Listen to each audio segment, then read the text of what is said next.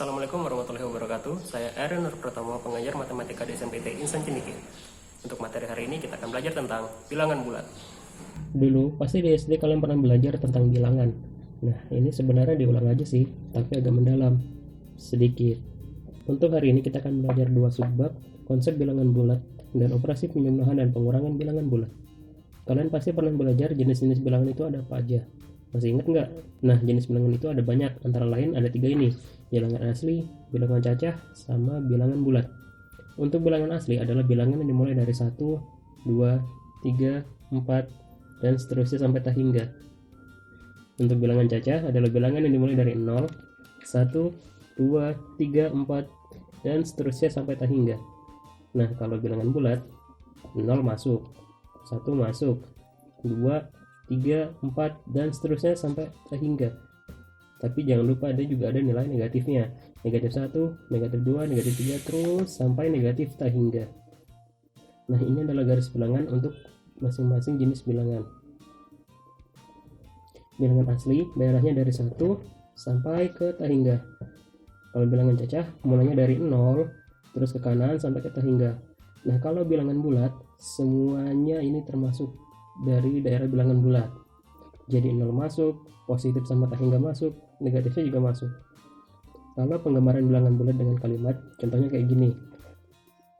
Aku berada di ketinggian 300 meter dari permukaan laut. Artinya permukaan laut kita anggap sebagai nolnya. Di atas itu nilainya positif, di bawah itu nilainya negatif. Jadi angka bilangan bulatnya positif 300. Tapi kalau positif nggak usah ditulisin lagi, cukup tulis 300 aja. Bandingkan dengan kalimat ini. Seorang penyelam mengamati karang di kedalaman 75 meter dari permukaan laut. Kembali seperti tadi, permukaan laut kita anggap sebagai nolnya, di atasnya positif dan di bawahnya negatif. Kalau dia menyelam, otomatis berada di bawah permukaan laut. Jadi angka bilangan bulatnya negatif 75.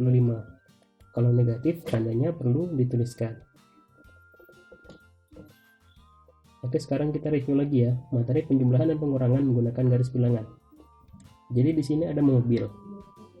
Mobil ini punya dua aturan. Yang pertama, kalau ada penjumlahan, mobilnya menghadap ke kanan, dan kalau ada pengurangan, mobilnya akan menghadap ke kiri. Peraturan kedua, kalau bilangan bulatnya positif, ia akan bergerak maju, dan kalau bilangan bulatnya negatif, ia akan bergerak mundur. Oke, misal ada soal 3 tambah 2. 3 itu positif, jadi mobilnya bergerak maju 3 langkah. Ditambah, maka arah mobil tetap ke kanan. 2 juga positif, jadi dia maju lagi 2 langkah. Jadi posisi akhir mobil ada di 5. Gampang kan? Contoh kedua, 5 dikurang 3. 5 positif, jadi bergerak maju 5 langkah. Dikurang, maka arah mobil berubah ke kiri. 3 positif lagi, jadi mobil maju 3 langkah, sehingga posisi akhir mobil ada di 2. Contoh lain, negatif 2 ditambah negatif 5. Negatif 2 nilainya negatif, jadi mobil bergerak mundur 2 langkah. Ditambah, maka arah mobil tetap ke kanan. Negatif 5, karena negatif ia bergerak mundur sebanyak 5 langkah, sehingga posisi akhir mobil ada di negatif 7. Contoh terakhir, 5 dikurang negatif 3. 5 bernilai positif, jadi mobil bergerak maju sebanyak 5 langkah. Dikurang, maka arah mobil berubah ke kiri. Negatif 3 bernilai negatif, sehingga ia bergerak mundur sebanyak 3 langkah. Sehingga posisi akhir mobil ada di 8. Gimana? Sudah ngerti belum? Terakhir banget deh nih, satu contoh lagi. Negatif 2 dikurang negatif 7. Negatif 2 bernilai apa?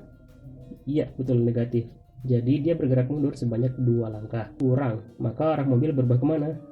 Iya, betul, dia akan berubah ke kiri. Lalu ada negatif 7. Karena negatif 7 ia akan bergerak mundur sebanyak 7 langkah. Sehingga posisi akhir mobil berada di 5. Supaya lebih memahami, coba kerjakan contoh soal berikut. Coba kerjakan dengan bantuan garis bilangan.